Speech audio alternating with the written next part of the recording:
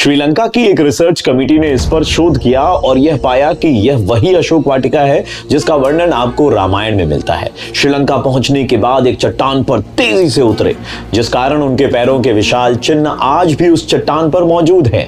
हनुमान जी ने द्रोणागिरी पर्वत उसी स्थान पर वापस रख दिया जो आज भी उत्तराखंड के चमोली गांव में मौजूद है। कहते हैं ना कि सत्य को प्रमाण की जरूरत नहीं होती। सच्चाई भले ही कहीं छिपी हो, पर जब उसके अस्तित्व पर सवाल उठने लगते हैं तो खुद सामने आकर दुनिया का मुंह बंद कर देती है। नमस्कार, मैं हूं आरजे प्रवीण और स्वागत है आपका हमारे चैनल एक कहानी में। आपने अक्सर किसी न किसी को कहते सुना होगा कि मैं कैसे मान लूं कि भगवान सच में है या रामायण की कहानियां असली है। खैर, दुनिया में जितने मुंह हैं उतनी बातें तो होंगी, पर एक बात सच है कि सनातन धर्म का इतिहास इतना गहरा है कि जितना ढूंढेंगे उससे कहीं ज्यादा मिलेगा। तो आज हम आपको बताने वाले हैं वो बातें जो इस बात का प्रमाण है कि रामायण महज एक कोरी कल्पना नहीं, बल्कि हमारे इतिहास की वो कथा है जो झूठे दंभ भरने से भी नहीं मिटने वाली। सबसे बड़ा प्रमाण है भारत और श्रीलंका के बीच बना पत्थरों का पुल। रामायण के सच होने का सबसे बड़ा सबूत इसे माना जा सकता है। अभी पानी के नीचे चले जाने के कारण यह पुल स्पष्ट रूप से दिखाई तो नहीं देता, पर यहां मिलने वाले तैरते पत्थर इस बात की गवाही देते हैं कि यह चमत्कार किसी भगवान के हाथों ही हो सकता है। यह पुल राम जी की सेना ने पत्थरों से तैयार किया था ताकि वह समुद्र को पार कर सके। अभी हाल ही में अक्षय कुमार की फिल्म राम सेतु में भी इसकी कहानी दिखाई गई है। अब आगे बढ़ते हैं और बात करते हैं अशोक वाटिका की। रावण ने सीता जी का हरण किया और उसके बाद उन्हें अशोक वाटिका में रखा था। यह वाटिका आज भी श्रीलंका में मौजूद है, जिसे आज सीता एल्या के नाम से जाना जाता है। श्रीलंका की एक रिसर्च कमेटी ने इस पर काफी शोध किया और यह पाया कि यह वही अशोक वाटिका है जिसका वर्णन रामायण में मिलता है। भगवान जब भी धरती पर आते हैं ना, तो अपने होने का प्रमाण देकर जाते हैं। प्रमाणों की बात करें तो सबसे चौंका देने वाला प्रमाण खुद श्री राम और हनुमान के पदचिन्ह है। रामायण के अनुसार भगवान श्री राम को 14 साल का वनवास मिला था, जिसमें से 11 साल वो चित्रकूट में रहे और चित्रकूट में आज भी भगवान राम और सीता के कई पद चिन्ह मौजूद हैं। वहीं जब हनुमान जी माता सीता की खोज में निकले तो उन्होंने भव्य रूप धारण कर लिया था। श्रीलंका पहुंचने के बाद एक चट्टान पर तेजी से उतरे, जिस कारण उनके पैरों के विशाल चिन्ह आज भी उन चट्टानों पर मौजूद है। रामायण में बताया गया है कि रावण की सोने की लंका जो श्रीलंका में बहुत दूर दूर तक फैली हुई थी, जिसे हनुमान जी ने जलाकर राख कर दिया था, जिसके प्रमाण का अनुमान वर्तमान में श्रीलंका में मिलने वाली काली मिट्टी से लगाया जा सकता है। आज भी बहुत सी जगहों की मिट्टी पूर्ण रूप से काली है श्रीलंका में।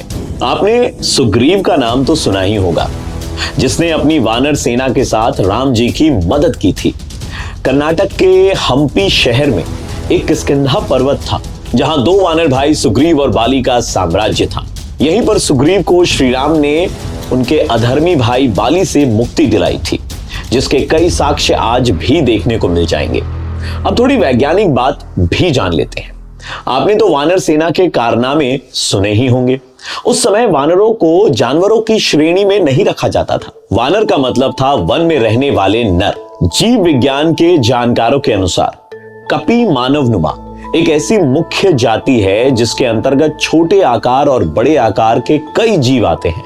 इनको विज्ञान की भाषा में होमिनोइडिया भी कहते हैं। कहते हैं ना कि भगवान राम से पहले हनुमान खुद प्रकट हो जाते हैं।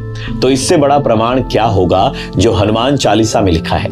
उसमें लिखा है, जुग सहस्त्र योजन पर भानु। अब आज के दौर के बड़े इंजीनियर्स की बात सुने तो युग का मतलब है 4 युग: कलयुग, द्वापर, त्रेता और सतयुग। कलयुग में 1200 साल, द्वापर में 2400 साल, त्रेता में 3600 और सतयुग में 4800 साल माने गए हैं, जिनका कुल योग 12000 साल है। सहस्त्र का मतलब है 1000 साल, योजन का मतलब 8 मील से होता है और 1 मील होती है 1.6 किलोमीटर की। अब अगर एक योजन को युग और सहस्त्र से गुणा कर दिया जाए तो हमें मिलेंगे 15 करोड़ 36 लाख किलोमीटर, जो कि सूर्य से पृथ्वी के बीच की प्रमाणिक दूरी है, यानी कि साइंटिफिकली प्रूवन डिस्टेंस। आप में से बहुत सारे लोगों ने लेपाक्षी मंदिर का नाम शायद ही सुना होगा। सीता हरण के बाद रावण माता सीता को जिस मार्ग से लंका ले जा रहे थे, उस मार्ग पर राम भक्त जटायु ने रावण को रोकने के लिए युद्ध किया, लेकिन रावण ने जटायु के दोनों पंख काट के उन्हें गंभीर रूप से घायल कर दिया, जिसके बाद वो घायल अवस्था में श्री राम के सामने गिरे और उनकी गोद में ही अपना शरीर त्याग दिया। जिस स्थल पर जटायु गिरे वहां लेपाक्षी मंदिर का निर्माण किया गया, जो आज भी आंध्र प्रदेश में देखा जा सकता है। रामायण की कथा में उल्लेख किया गया है कि लक्ष्मण और मेघनाद के युद्ध में मेघनाद के बाण से लक्ष्मण मूर्छित हो गए थे। उनका बचना लगभग असंभव माना जा रहा था। तब राजवैद्य सुरोन के उपाय के अनुसार द्रोणगिरी पर्वत से संजीवनी बूटी लानी थी, किंतु हनुमान जी ने पूरा द्रोणगिरी पर्वत ही उठा लिया था, जिसमें से संजीवनी बूटी निकालकर लक्ष्मण के प्राण की रक्षा की गई। माना जाता है कि संजीवनी बूटी में इतनी शक्ति है कि वो मरने वाले व्यक्ति के प्राणों को भी बचा सकता है। लक्ष्मण जी के ठीक होने के बाद हनुमान जी ने द्रोणगिरी पर्वत को उसी स्थान पर रख दिया, जो आज उत्तराखंड के चमोली गांव में स्थित है। रामायण में बताया गया है कि रावण ने अपने दानवीय शक्ति के प्रमाण के लिए लंका में गर्म जल के कुएं बनवाए थे। इनसे गर्म पानी निकलता था, जो आज भी श्रीलंका में देखने को मिलती है। रावण परम ज्ञानी होने के साथ साथ उस समय के महान वैज्ञानिक भी थे।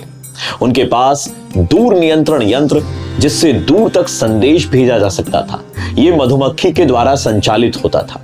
इसके साथ ही दर्पण यंत्र, जिससे अंधेरे में देखा जा सकता था, जैसी कई चीजें थी जो आज भी प्रासंगिक है।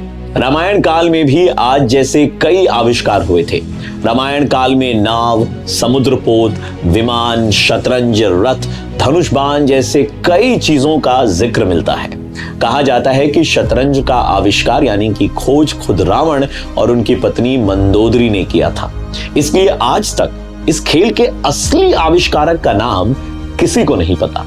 प्रमाण तो इतने हैं कि आप गिनते गिनते थक जाएंगे, पर फिर से बात दोहराऊंगा मैं कि सच को प्रमाण की क्या आवश्यकता है। और जब बात श्री राम की हो तो प्रमाण मांगना ही सूरज को दिया दिखाने बराबर होगा। तो अगर कोई प्रमाण हमसे रह गया हो तो हमें कमेंट सेक्शन में आप जरूर बताइएगा। ऐसे ही रोचक जानकारियों और कहानियों के लिए सब्सक्राइब करें हमारे चैनल एक कहानी को। आज के लिए मेरे यानी आरजे प्रवीण की तरफ से हमारे चैनल में बस इतना ही। जल्द मिलेंगे सनातन धर्म की एक और रोचक कहानी के साथ। तब तक के लिए जय श्री राम।